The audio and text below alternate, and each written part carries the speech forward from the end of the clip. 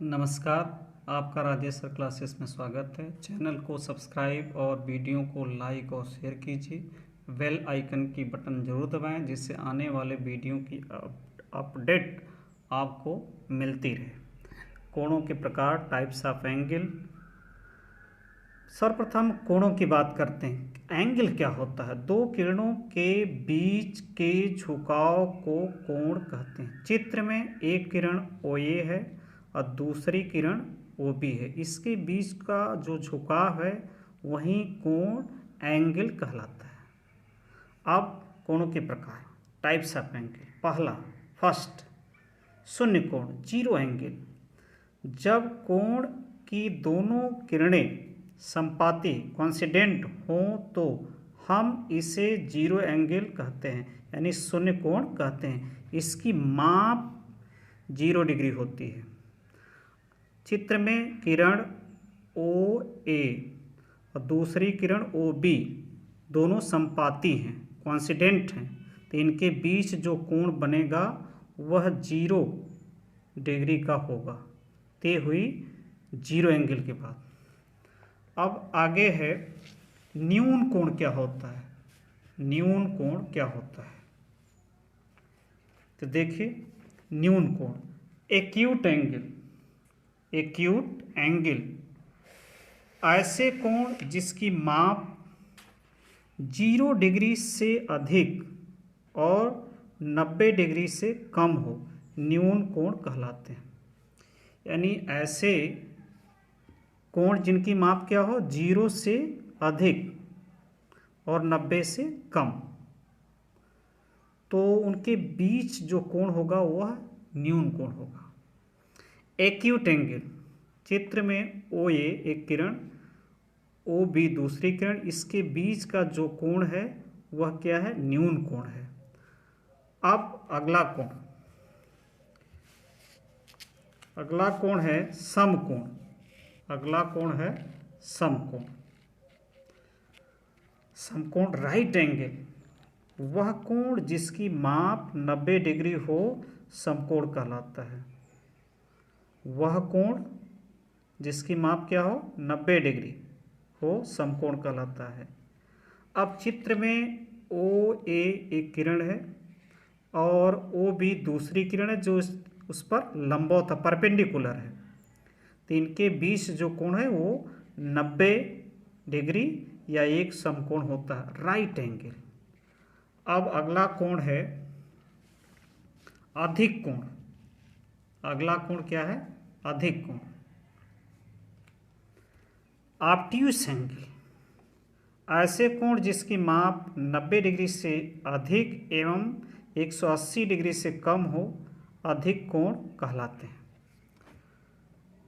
यानी चित्र में देखें, OA एक किरण है, OB दूसरी किरण है और इसकी जो माप है 90 डिग्री से अधिक और 180 से कम, तो ऐसे जो कोण होते हैं वो क्या कहलाते हैं? अधिक कोण, ऑब्ट्यूस एंगल। क्या कहलाते हैं? Obtuse angle. अब अगला है रिज कोण या सरल कोण या रिज कोण, स्ट्रेट एंगल। क्या है? Straight angle. स्ट्रेट एंगल, जब कोण की दोनों किरणें विपरीत दिशा में हो तो हम इसे सरल कोण या रिज कोण कहते हैं। इसकी माप 180 डिग्री होती है। ये देख रहे हैं चित्र में, OA एक किरण है और OB उसके ठीक विपरीत है, तो इसके बीच जो कोण बनेगा, इसके बीच जो कोण बनेगा वह कितना होगा? 180 डिग्री, 180। तो स्ट्रेट एंगल, इसको क्या कहेंगे? स्ट्रेट एंगल, सरल कोण या रिज कोण। छठवां, बृहद कोण या प्रतिवर्ती कोण, रिफ्लेक्स एंगल। ऐसे कोण जिनकी माप 180 डिग्री से अधिक और 360 डिग्री से कम हो, प्रतिवर्ती कोण कहलाते हैं। चित्र में हम देख रहे हैं, एक किरण OA है और दूसरी किरण OB, इनके बीच का जो कोण है वह 180 डिग्री से अधिक और 360 डिग्री से कम है। तो ऐसे कोण प्रतिवर्ती कोण यानी रिफ्लेक्स एंगल कहलाते हैं। अगला है संपूर्ण कोण, कंप्लीट एंगल। ऐसा कोण जिसकी माप 360 डिग्री 360 डिग्री हो संपूर्ण कोण कहलाता है। कंप्लीट एंगल जैसे किरण ओ ए घूमते घूमते फिर कहाँ पहुँच गई, फिर इसी पर ओ ए बी के रूप में, ओ बी के रूप में इसी पर पहुँच गई। तो पूरा एक कंप्लीट चक्कर ये लगाई, तो एक कंप्लीट चक्कर में जो कोण बनता है वो 360 होता है। तो यह कोण जो है कंप्लीट एंगल कहलाता है।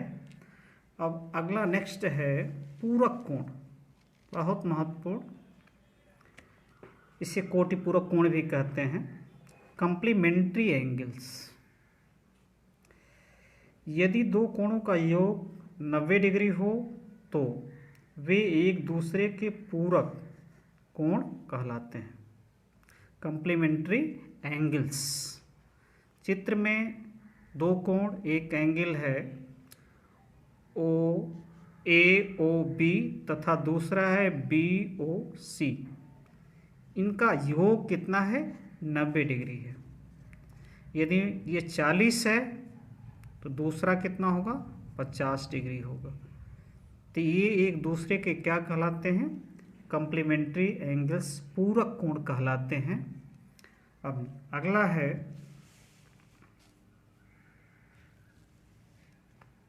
समपूरक कोण, सप्लीमेंट्री एंगल्स, सप्लीमेंट्री एंगल्स। यदि दो कोणों का योग 180 डिग्री हो तो वे एक दूसरे के संपूरक कोण कहलाते हैं। यानी जब दो कोणों का योग 180, पूरक में क्या होता है, दोनों का योग 90 डिग्री होता है, इसमें 180 होता है, 180 होता है। जैसे चित्र में दो कोण, एक है एंगल ए ओ बी, दूसरी एंगल है बी ओ सी, ये एक दूसरे के क्या हैं, संपूरक कोण है, सप्लीमेंट्री एंगल से। यदि यह मान लीजिए 80 है तो ये कितना होगा, 100। तो ये दोनों का योग कितना होना चाहिए, 180 डिग्री। तो ऐसे कोण एक दूसरे के कहलाते हैं सप्लीमेंट्री एंगल्स। अब अगला कोण है महत्वपूर्ण, आसन्न कोण, एडजेसेंट एंगल्स। दो कोणों को आसन्न कोण कहते हैं यदि उनका एक ही शीर्ष बिंदु हो और उनकी एक भुजा उभयनिष्ठ हो। एक भुजा क्या हो, कॉमन हो, एक भुजा कॉमन हो। चित्र में हम देख रहे हैं दो कोण हैं, एक एंगल है ए ओ बी और दूसरा है एंगल कोण बी ओ सी। इनका शीर्ष कॉमन है, ओ है, और इनकी भुजा ओ बी क्या है, ये भी उभयनिष्ठ कॉमन है। तो ऐसे जो कोण होते हैं वो आसन्न कोण कहलाते हैं। ऐसे कोण क्या कहलाते हैं, आसन्न, एडजेसेंट एंगल्स। अब अगला है शीर्षाभिमुख कोण। अगला क्या है, शीर्षाभिमुख कोण, vertically opposite angles, vertically opposite angles. जब दो रेखाएं एक दूसरे को किसी बिंदु पर प्रतिच्छेद करती हैं, यानी एक दूसरे को किसी बिंदु पर इंटरसेक्ट करती हैं, तो प्रतिच्छेदन बिंदु पर जहां एक दूसरे को काटती हैं बने कोणों में आमने सामने के कोण शीर्षाभिमुख कोण कहलाते हैं, वर्टिकली अपोजिट एंगल कहलाते हैं। जैसे ये चित्र में दो रेखाएं ए सी और बी डी एक दूसरे को बिंदु ओ पर प्रतिच्छेद कर रही हैं, तो कोण, यह कोण और यह कोण यानी कोण बी ओ सी, कोण बी ओ सी बराबर होगा कोण ए ओ डी, कोण ए ओ डी। ये शीर्षाभिमुख कोण एक दूसरे के बराबर होती है। ये आमने सामने के कोण हैं, ये भी एक दूसरे के बराबर होते हैं। तो ऐसे कोण क्या कहलाते हैं? Vertically opposite angles. चित्र में दो समांतर रेखाएं पैरेलल लाइन M1 और M2 को एक तिर्यक रेखा L काट रही है और इस एंगल को 1 2 3 4 माना गया है, यहाँ 5 6 7 8 माना गया है। अब इसमें हमें 3 संगत कोण करेस्पॉन्डिंग एंगल्स, एकांतर अंतःकोण अल्टरनेट इंटीरियर एंगल्स, एकांतर बाह्य कोण अल्टरनेट एक्सटीरियर एंगल्स, इन तीनों का एक्सप्लेनेशन इसी फिगर से होगा। तो ध्यान दीजिए, संगत कोण करेस्पॉन्डिंग एंगल्स, ये रेखाएं पैरेलल हैं, ये इसको तिर्यक काट रही है। अब इसमें संगत कौन होंगे, करेस्पॉन्डिंग कौन होंगे? अब देखिए 1 और 5 संगत कहलाते हैं, क्योंकि जो झुकाव यहाँ है वही झुकाव यहाँ है, जो कोण यहाँ है वही कोण यहाँ है। तो 1 और 5 संगत हैं और बराबर भी हैं। तो हम देख रहे हैं 2 और 6 ये भी संगत है और बराबर है, क्योंकि जो कोण है, एंगल बन रहा है वो सेम है। 3 और 7 यहाँ भी देखिए, जो एंगल यहाँ है वहीं ये भी क्या है? संगत हैं और बराबर है। अब 4 और 8 भी संगत हैं और आपस में बराबर हैं। तो 4 = 8 ये संगत है, करेस्पॉन्डिंग एंगल्स। अब बात आती है एकांतर अंतःकोण की। एकांतर अंतःकोण की, ये लाइन तिर्यक काट रही है, इसके अपोजिट साइड में जो कोण है एकांतर अंतःकोण, अंदर की बात हो रही है, बाहर की नहीं। तो जो इसके अपोजिट इंटीरियर में है 3 और 5, ये दोनों एकांतर अंतःकोण हैं और बराबर भी हैं। इसी प्रकार 4 और 6 ये भी अल्टरनेट इंटीरियर यानी एकांतर अंतःकोण है। 4 और 6 ये भी एकांतर अंतःकोण हैं और बराबर भी होते हैं। संगत कोण भी बराबर होते हैं, एकांतर अंतःकोण भी बराबर होते हैं।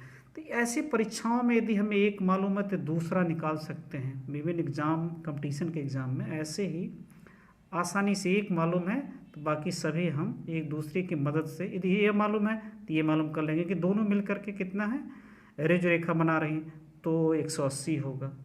अब बात आती है एकांतर बाह्य कोण अल्टरनेट एक्सटीरियर। तो हम देख रहे हैं कि ये लाइन है तिर्यक, ये एकांतर बाह्य कोण है 1 और 7 और ये बराबर भी होते हैं, ये बराबर।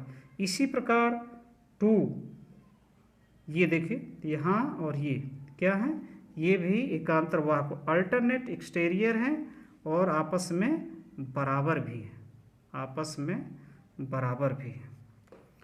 अब बात आती है अगला सम्मुख कोण अपोजिट एंगल्स। चतुर्भुज के ऐसे दो कोण जिनकी कोई भी भुजा उभयनिष्ठ न हो सम्मुख कोण कहलाते हैं, अपोजिट एंगल्स कहलाते हैं। तो ये चतुर्भुज है ABCD। अब बात क्या है यहाँ, ऐसे दो कोण जिनकी कोई भुजा उभयनिष्ठ नहीं। तो ये देखिए कोण A और कोण C, ये क्या है, सम्मुख कोण कहलाएंगे एक दूसरे के, क्योंकि कोई भुजा उभयनिष्ठ नहीं है। इसी प्रकार B और D अपोजिट एंगल्स से सम्मुख कोण है, क्योंकि कोई भुजा उभयनिष्ठ कॉमन नहीं है। यानी ये एक दूसरे के अपोजिट एंगल्स, एक दूसरे के अपोजिट, लेकिन ये एक दूसरे के क्या कहलाते हैं, संलग्न कोण या एडजेसेंट आसन्न कोण कहलाते हैं। धन्यवाद।